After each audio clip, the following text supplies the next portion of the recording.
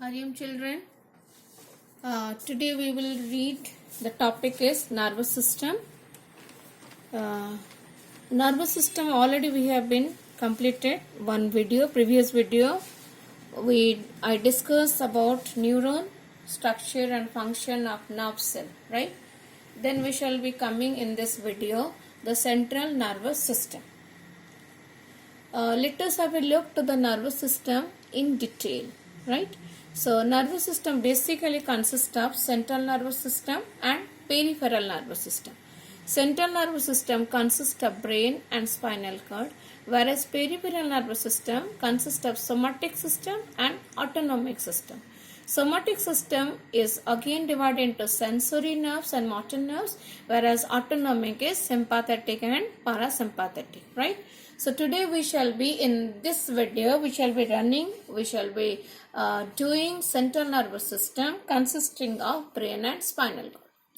So have a look to this picture where it shows the three nervous systems: central nervous system, peripheral nervous system and autonomic nervous system. Central nervous system, as I said, it consists of brain and spinal cord. And peripheral nervous system consists of cranial nerves and spinal nerves, which are your sensory and motor nerves. Then we are getting autonomic nervous system consisting of parasympathetic and sympathetic nervous system. We will be going in detail of central nervous system.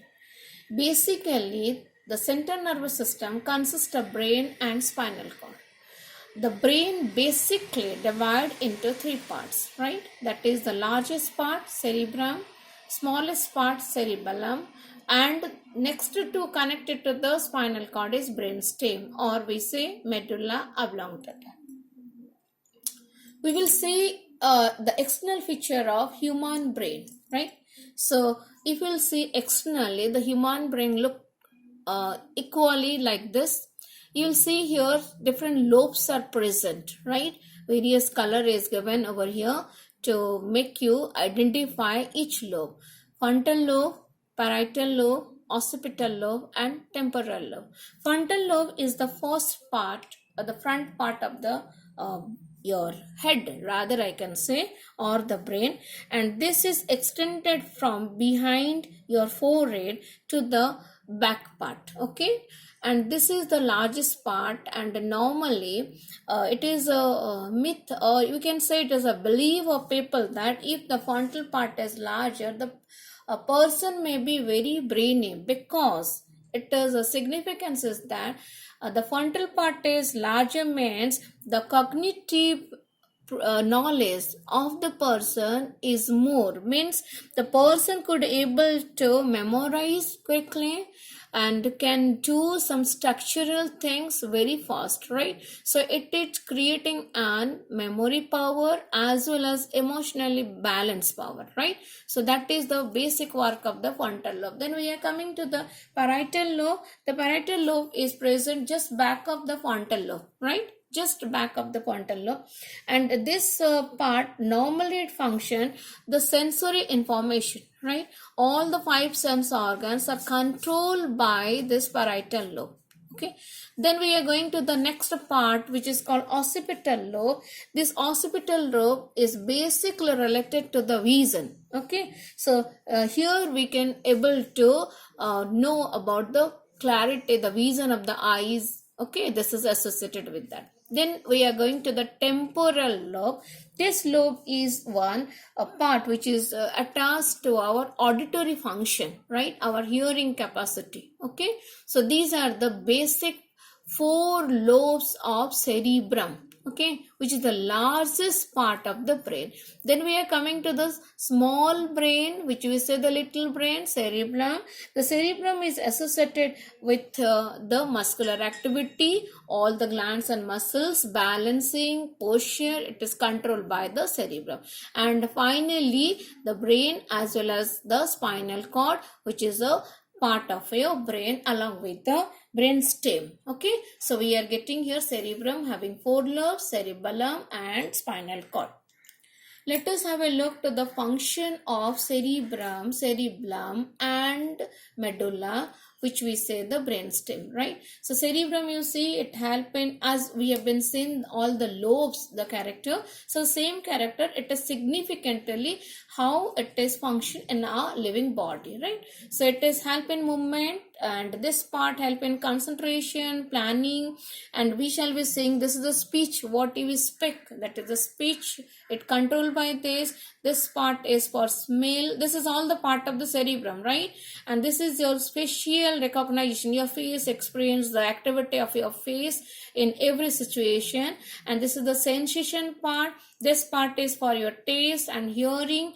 And this, you see, the cerebrum is a part which is all the voluntary action of the body. It is done by the cerebrum, right? Means how do you adjust to the surrounding, the changes happens in the surrounding. It could possible if your cerebrum could able to function all the function in a systematic way, right? So that's what we say, how we can able to adjust by this. Let us come to the small brain or little brain, cerebrum, which basic function is for coordination and balance. So it coordinate and balance all the muscular activity, the gland activity in the body. Then the last part, which is medulla oblongata. This medulla oblongata, it is attached to the spinal cord, which we say the brain, and it is all the involuntary action of the body is controlled by this part. Let us have a look to this external part, which you have been done all the lobes, and see the external part, extreme internal part of the brain, right? So here it is, this diagram shows cranium, cortex, right? Let me say what is cranium. Cranium is the outer covering of the brain, which is we say the brain box, right? It is the protective layer, hard protective layer of the brain, and the soft brain mass is controlled, protected by cranium. The outer part of the brain has two layers. It is the outer cortex and inner medulla. Okay, so the outer cortex is also known as cerebral cortex and inner medulla. We will find this cerebral part, which is the inner medulla, is present. There we see a basal ganglion part, right? So this basal ganglion part is very important, because this ganglia, which is control all the involuntary action of the body, right? And this part, as it is just attached to the cortex and medulla of cerebral part or cerebrum, so it provide or communicated by the impulses provided by the cerebral cortex to it, right? So it is controlling your impulse. That means all the actions of the brain through the organ and the other part of the body could able to possible through the basal ganglion, right?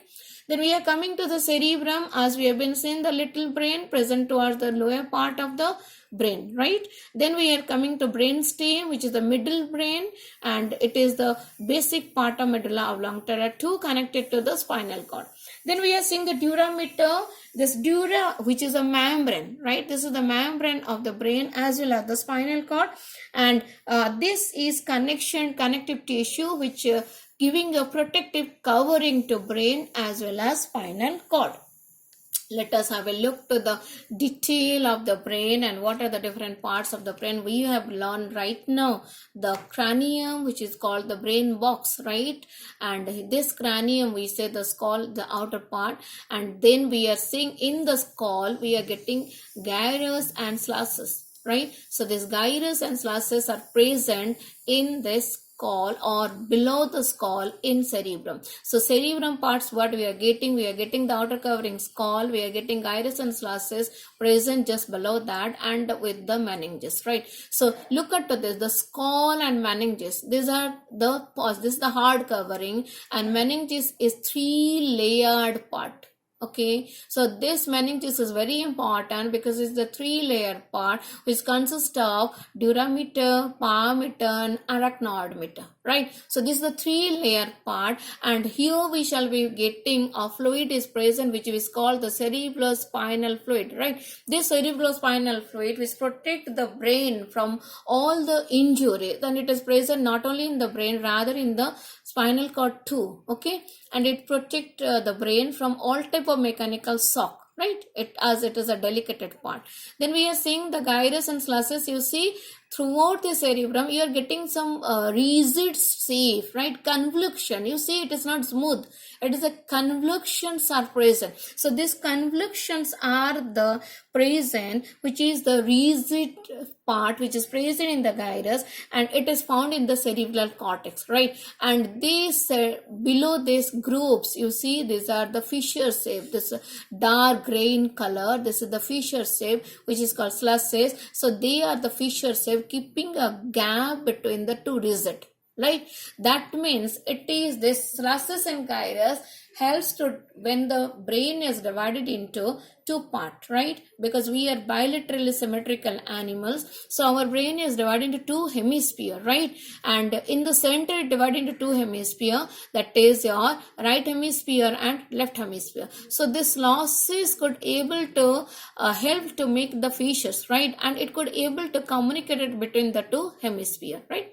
Then we are coming to the corpus callosum. This is also a part of the cerebrum, and which is a C-shaped structure nerve fiber, and it is present in the cerebral cortex, and the function is to communicate it between two hemisphere.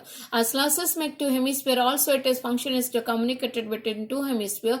This corpus callosum also communicated between two hemisphere, right? So this C-shaped mass is present over here. Then we are coming to diencephalon. The diencephalon, it is basically a part of the forebrain. So we are learning about the forebrain now. Cerebrum and diencephalon are the part of the forebrain, right? So after cerebrum, let us see diencephalon. Diencephalon structure you see and the location you see, it is in the mid part, just in the cerebrum, just after the cerebrum corpus callosum, it is find the diencephalon. The diencephalon normally consists of two parts, right?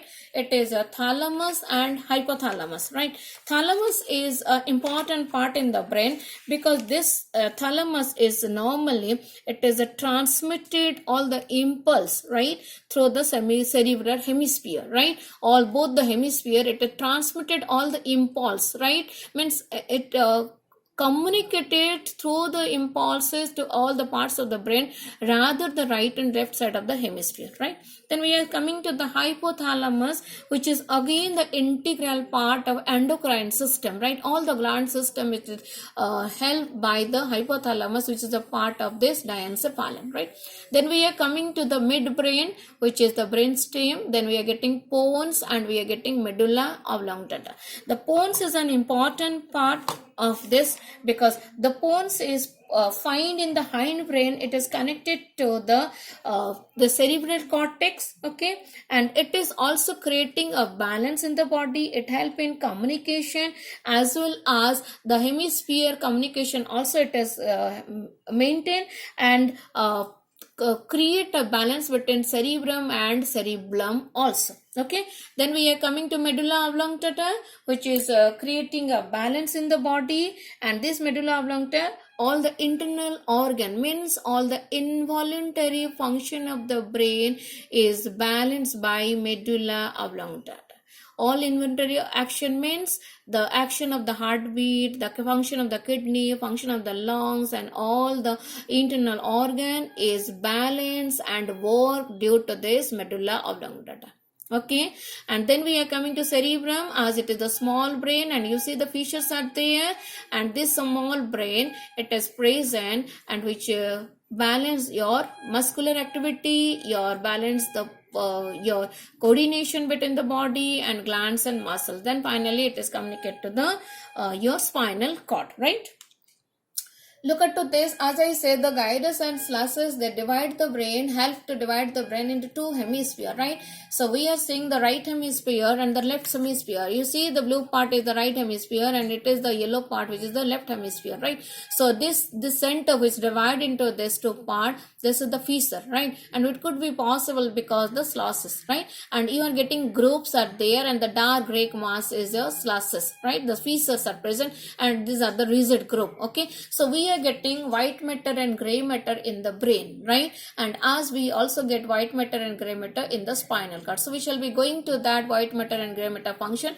But this picture shows that you see the right side function and left side function are something different, right? And when both they correlated, then a human being become a perfect human being, right? So you see the right part of the function, it is the awareness function connected to imagination, creativity, all this awareness part, right? And whereas the left part is the analytical thinking, right, which normally we are lagging behind.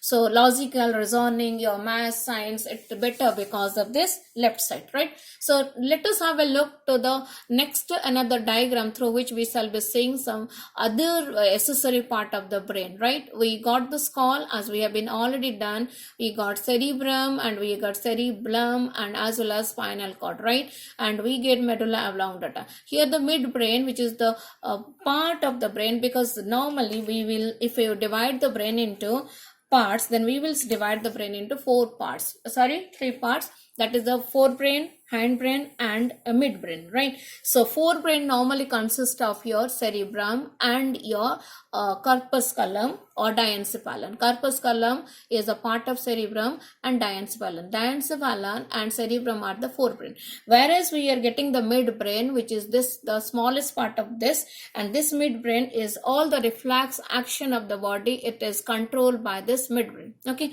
Then we are coming to hindbrain, where we are getting cerebrum and we are getting pons over here. Look at to this, and we are also getting your medulla oblongata. So we are getting in this part, which is the hindbrain, we are getting cerebrum, pons and medulla oblongata, right? Then we are saying this, as I said, thalamus, which is an integral part and which is connecting to the cerebral hemisphere. Look at to this position of the thalamus and creating a balance to this cerebral hemisphere, communicating it properly, right?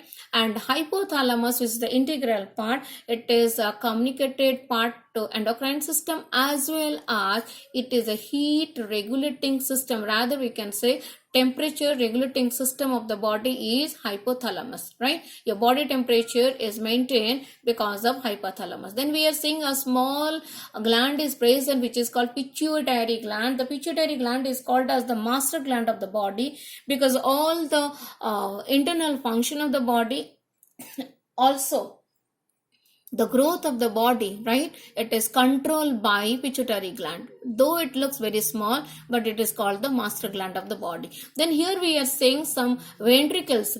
Children, you see lateral ventricle, third ventricle, fourth ventricle, and we are getting a blue color line. This blue color line, which is, I say, the meninges, consists of durameter, pyometer and arachnoid, right? This three layer.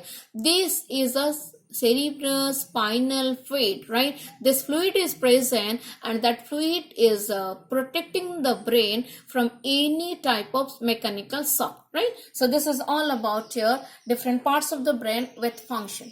Let us see the function. As I said, forebrain, midbrain and hindbrain.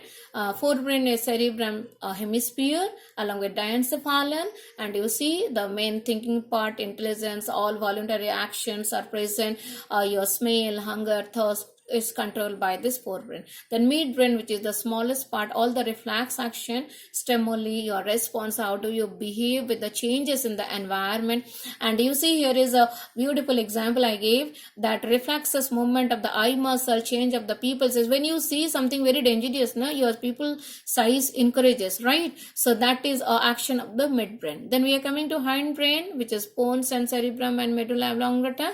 And pons is a relay information to the cerebrum, and cerebrum means creating a communication between these two parts and regulating respiration. Cerebrum is the posture and balance controlled by this part of the body, and medulla oblongata control all the involuntary action of the body. Let us have to go to the next part of the central nervous system, which is called spinal cord, right? So spinal cord is just present below your brain, right? So this is an important part, right? The spinal cord, it is runs by the vertebral canal, right? So you are seeing this, it is a vertebral column, it is through the vertebral canal only the spinal cord moves, right?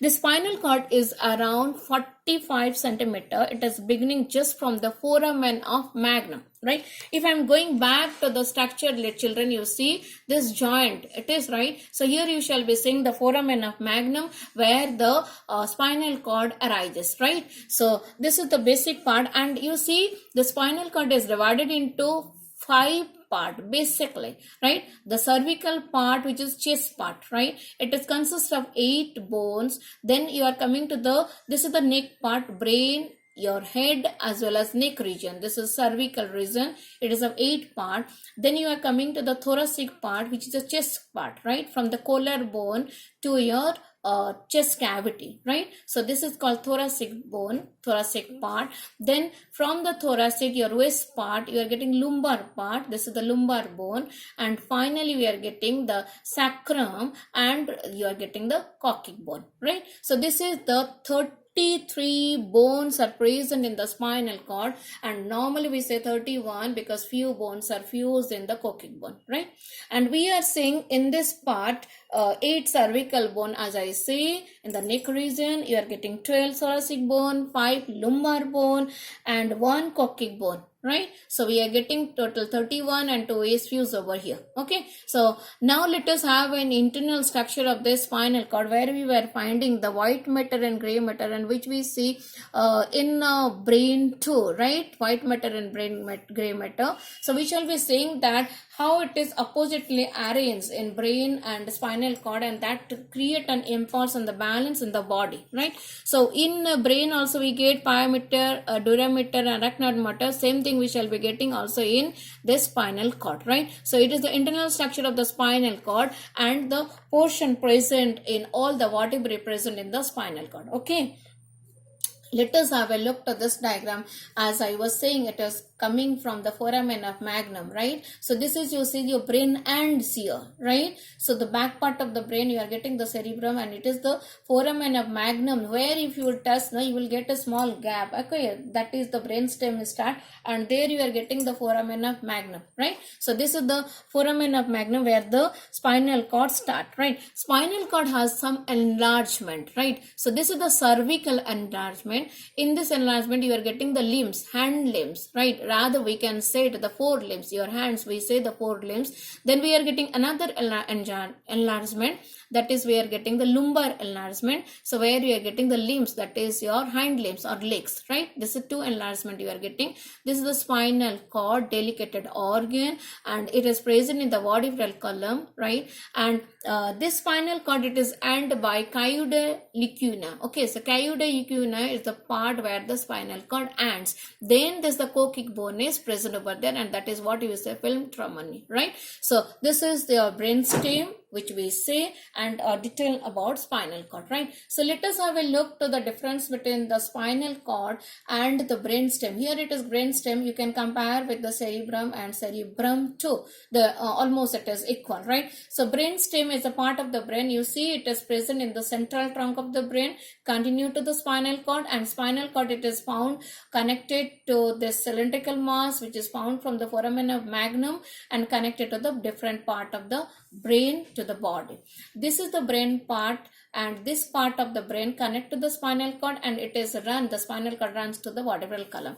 Now what is there? This, as we are learning the brain stem, which is the hind brain, where we are getting bones, medulla oblongata. If at all we will keep the cerebrum or cerebellum, we can write cerebrum is Diencephalon and cerebrum, and cerebellum is the individual part, right? And it composed of 31 spinal nerves, and 2 are fused. So normally we say 33 spinal nerves, right?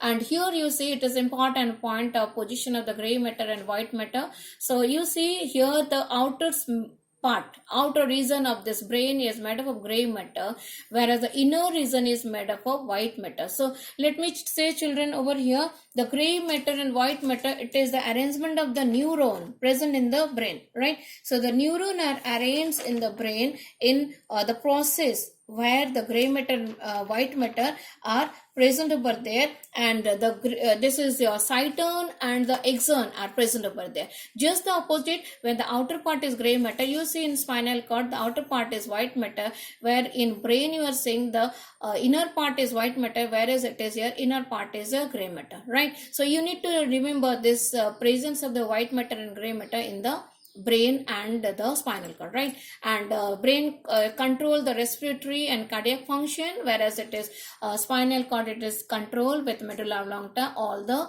involuntary action of the body, right? So this is the basic function of the spinal cord. You see, it help in conduction, means it pass the information from the organ to the brain, like sensory nerves pass the information, and the brain to the organ. It also help in locomotion. Several muscles and organs, all the glands are moves through this, and you see it is the two words are there, flexure and extension.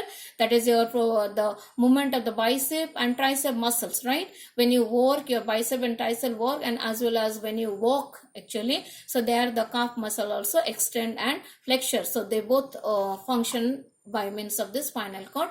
And all the reflex action of the body, it is done due to the spinal cord actions, that is involuntary action toward the stimuli, and all the reflex action which will be read in the next video only about reflex action, right? So it involves the brain, spinal cord, and all the peripheral nerves. So it is detailed about your spinal cord and brain. So go through the video and read seriously, listen all the parts carefully. Thank you.